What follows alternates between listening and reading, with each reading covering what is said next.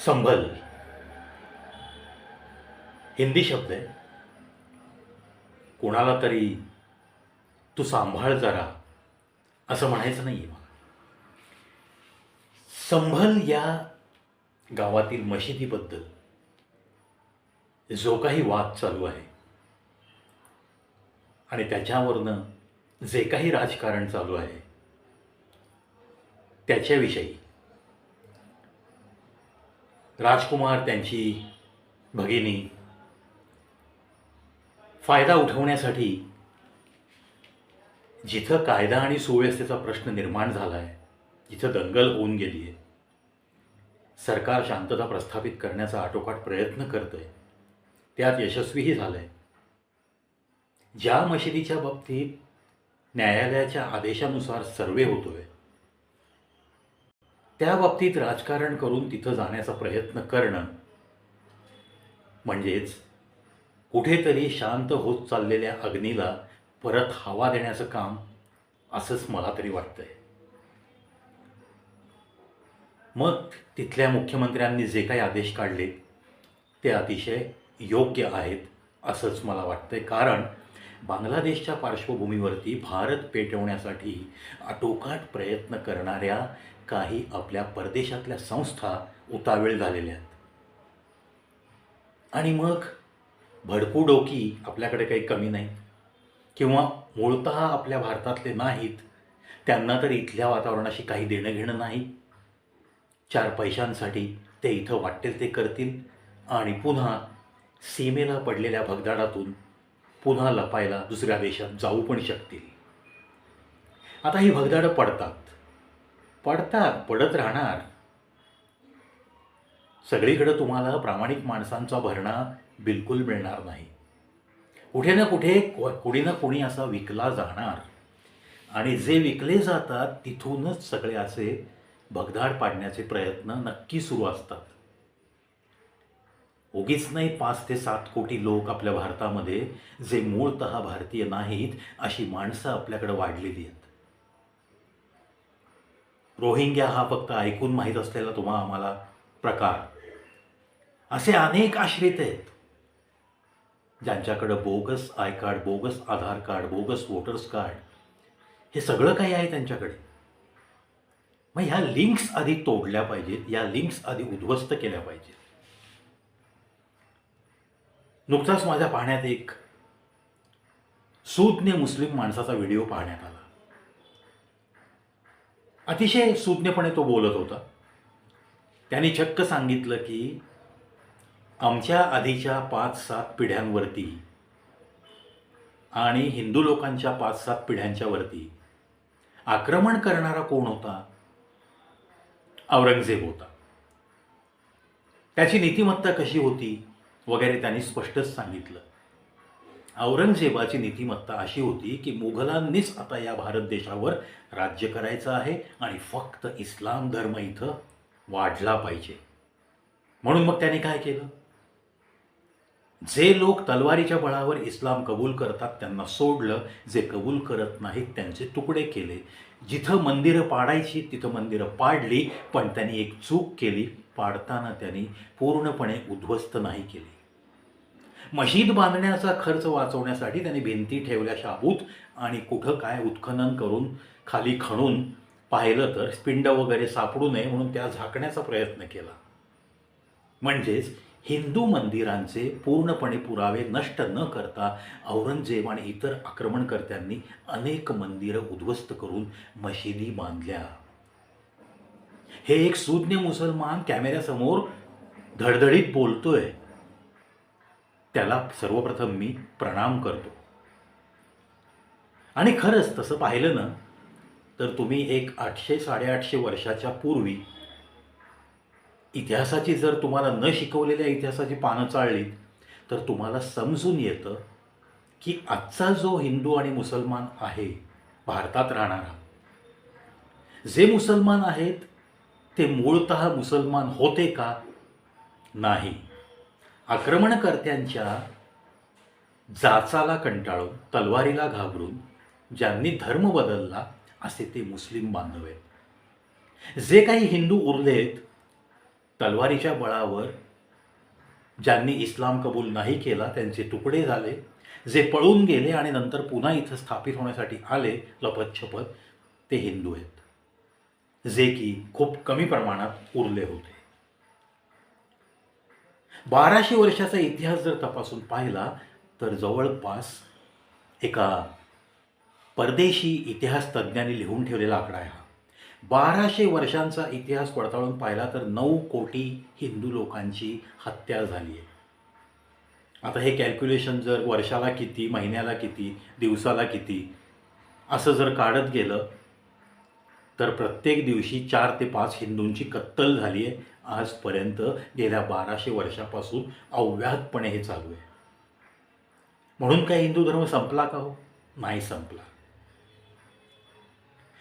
त्या सूज्ञ मुस्लिम माणसाला मला वारंवार प्रणाम करावा असं वाटतो, कारण त्यांनी त्याच्या धर्मातल्या सर्व धर्मगुरूंना आव्हान केलं आहे की ज्ञानवापीमध्ये तुम्ही ज्याला फवारा आहे, कारंजा आहे असं म्हणता, त्या काळात 450 वर्षापूर्वी इलेक्ट्रिसिटी याचा शोध लागला होता का?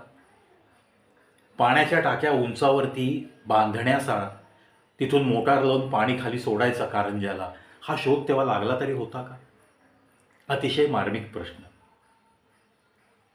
म्हणून त्याने एक विनंती केली आहे सगळ्या मोठमोठ्या संघटनांना, मुस्लिम संघटनांना, की आपल्या ज्या ज्या मशिदीत असे काही पुरावे सापडतील, ज्या ज्या मशिदीमध्ये तुम्हाला माहीत होतं की पुरावे आहेत आणि तुम्ही तुमच्या धर्मगुरू या पदाचा गैरवापर करून त्या मशिदीच्या उलेमांना, जो कोणी तिथं मुतवल्ली नेमलेला असेल, जो कोणी असेल तिथला इन्चार्ज, त्याला तुम्ही मेसेजेस दिले कि अगर ऐसे कहीं सबूत दिखते हैं हिंदू धर्म के तो वो पहले मिटाना शुरू कर दो. याचाच अर्थ त्यांनी सांगितला की भारतातल्या जास्तीत जास्त मशिदींमध्ये तुम्हाला हिंदू धर्माचे पुरावे नक्की सापडतील. मंदिर तोड़कर ही मस्जिदें बनाई गई है. हमारे पुरखों पे और आपके पुरखों पे जिन लोगों ने अत्याचार किया है उनकी पूजा करने की कोई ज़रूरत नहीं, अशा स्पष्ट शब्दात त्यांनी त्याचं मत मांडलेलं आहे. अशा स्पष्ट आणि परखड मताला नक्कीच त्रिवार मुजरा.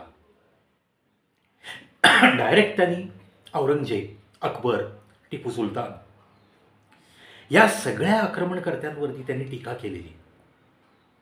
हिंदुओं का नरसंहार करने वाले ये लोग हैं, इन लोगों ने हिंदुओं की कत्लेआम कर दी. तलवार के बलबूते पे सबको उन्होंने धमकाया कि अगर इस्लाम कबूल करते हैं तो हम जिंदा छोड़ेंगे. इस तरह से अगर हिंदुओं की आबादी कम करने की कोशिश की है, जो भी हो, राजा हो, औरंगजेब हो, अकबर हो या टिपू सुल्तान हो, उन्हें मैं मानता नहीं हूं. कुमार विश्वास सरांनी एका कार्यक्रमात एक सुंदर 2-4 ओळी ऐकवल्या. त्यांनी सर्वप्रथम हे कबूल केलं की माझ्या समोर बसलेला कोणीही हिंदू असो अगर मुसलमान असो, या भारत देशाचा तो नागरिक आहे आणि जे मुसलमान आहेत त्यांच्यासुद्धा पणजोबाच्या पणजोबांना, त्यांच्या पणजोबांना आणि हिंदू माणसाच्या सुद्धा पणजोबाच्या पणजोबांना, त्यांच्या आधीच्या पिढ्यांना कोणी त्रास दिला आहे, तो आपल्या दोन्ही कम्युनिटीचा मनापासूनचा दुश्मन आहे, मनापासूनचा शत्रू आहे. तो इथं आक्रमण करायला आला, तो इथली संस्कृती उद्ध्वस्त करायला आला, तो इथं एकमेकात भांडणं लावायला आला. त्यांनी मंदिरं तोडली आणि मशिदी बांधल्या. म्हणून कुमार विश्वास म्हणतात कि एक सीधा साधा सवाल है कि उस सवाल का जवाब देने के लिए और सवाल पूछने के लिए भी लोग हकलाते क्यों हैं. म्हणून त्या आक्रमणकर्त्यांना उद्देशून त्याने 2-4 ओळी ऐकवल्या. कुमार विश्वास सरांना सर्वप्रथम माझा मनपूर्वक प्रणाम आणि त्यांच्याच सन्मानार्थ त्या ओळी अगदी जशाच्या तशा मला काही आठवत नाही आहेत, पण साधारण या अर्थाचं ते काहीतरी बोललेत. आक्रमणकर्ते 800-850 वर्षापूर्वी आपल्या भारतावर चालून आले. मंदिरं उद्ध्वस्त करणं, लोकांना धर्मांतरणासाठी धमक्या देणं हे सुरू झालं. मंदिरं तोडायची, तिथंच मशीद बांधायची. याच्यावरनं त्यांनी ती 1-2 प्रश्न त्यांना लोकांना विचारले. मस्जिदें बनाई आपने मस्जिदें बनाई आपने मंदिरों को तोड़कर। सवाल ये दिल में उठता है कि क्या मस्जिदें नहीं बन सकती थी मंदिरों को छोड़कर? क्या मस्जिदें नहीं बन सकती थी मंदिरों को छोड़कर? पहा, कुमार विश्वास सरांनी अतिशय मार्मिक असा प्रश्न विचारलाय. तुम्ही आलात, आक्रमण केलं तुम्ही. जे कोणी आमचे त्यावेळेचे राजे लोक होते त्यांनी त्या आक्रमणाला परतवून लावण्याचा आटोकाट प्रयत्न पण केला. काही राजे यशस्वी झाले, काही राजांना तुम्ही वेदना वेदना देऊन त्यांना तुम्ही मारलं. अतिशय अमानुष छळ करून तुम्ही त्यांना मारलं. हे सगळं इतिहासात आम्हाला शिकवलं गेलं आहे. पण खरा जो लपलेला इतिहास आहे तो फार कमी लोकांना अवगत आहे, कमी लोकांना माहिती आहे, कमी लोकांच्या वाचनात आलेला आहे. त्याच्यामुळं जर एखादा सूज्ञ मुसलमान हे सांगत असेल की ज्ञानवापी मस्जिद न्यायालयात जायलाच नको होतं, समजूतदारपणे मुसलमानांनी ज्या ज्या मशिदी मंदिर पाडून बांधलेल्या आहेत त्या मशिदी सगळ्यांनी इथं हँडओव्हर केल्या पाहिजेत हिंदू धर्मियांना, और हिंदू और मुस्लिम जैसे एक बनकर यहाँ रहते हैं वैसे ही फिर एक बार ऐसे माहौल तैयार हो जाना चाहिए. जो लोग यहाँ आए हैं इधर से उधर से, जो यहाँ के मूळ मुस्लिम नहीं है, उनको उनके उनके देश में जाने दो. असा सूज्ञपणा जर प्रत्येक मुस्लिम माझ्या बंधू भगिनींनी दाखवला तर मला नाही वाटत की भारत हा सुजलाम सुफलाम आणि भारत हा एक नंबरकडे घोडदौड करत जाणारा देश आहे, प्रगतीच्या दिशेने वाटचाल करणारा देश आहे, ही त्याची जी प्रतिमा आहे ती अशीच कायम नक्की राहू शकते. एक है जो सेफ है हे फक्त एका धर्मासाठी नाही आहे. भारतामध्ये जी विविधता आहे त्या सगळ्या विविध धर्मांनी एकत्र येऊन इथं जे कोणी भाडोत्री आलेत, आश्रित म्हणून आलेत, त्या सगळ्यांना इथून बाहेर काढण्यासाठी एकमेकांनी सर्वांनी एकत्रात येऊन आटोकाट प्रयत्न केले पाहिजेत. सरकारवरती तसा दबाव आणता आला पाहिजे. असं नाही आहे की त्या एका धर्माचे लोक 5 कोट 7 कोट इथं आलेत, मग आता आमच्या धर्माची लोकसंख्या वाढेल, मग आम्ही भारत देशाला इस्लामिक राष्ट्र म्हणून घोषित करू आणि मग त्याच्या विरुद्ध हिंदूंनी बडबड करायची की हे हिंदू राष्ट्र आहे, तुम्ही कुठले आला. मग ही भांडणं जी होत आहेत ही अनएंडिंग अशी होणार आहेत. आणि ह्यातून काय निष्पन्न होणार आहे? यातून फक्त एकमेकांवरती हल्ले होणं, बाहेरच्या शक्तींनी याचा फायदा उठवणं आणि देशामध्ये एक अस्थिर वातावरण, देशाची वाढत चाललेली जी इकॉनॉमी आहे ती परत खाली खाली घसरत येणं, म्हणजेच देशातला प्रत्येक नागरिक आज ज्या सुस्थितीत वावरतोय त्याची सगळी स्थिती डबघाईला येणं, हे सगळं घडू शकतं. मग हे सगळं टाळायचं असेल तर मला हा जो व्हिडिओ मी एका सूज्ञ मुस्लिम माणसाचा पाहिला आहे त्याच्यावरनं मला खूप आनंद होतोय की अशा प्रकारची वैचारिक पातळी सगळ्यांची हवी आहे. जय हिंद, जय भारत.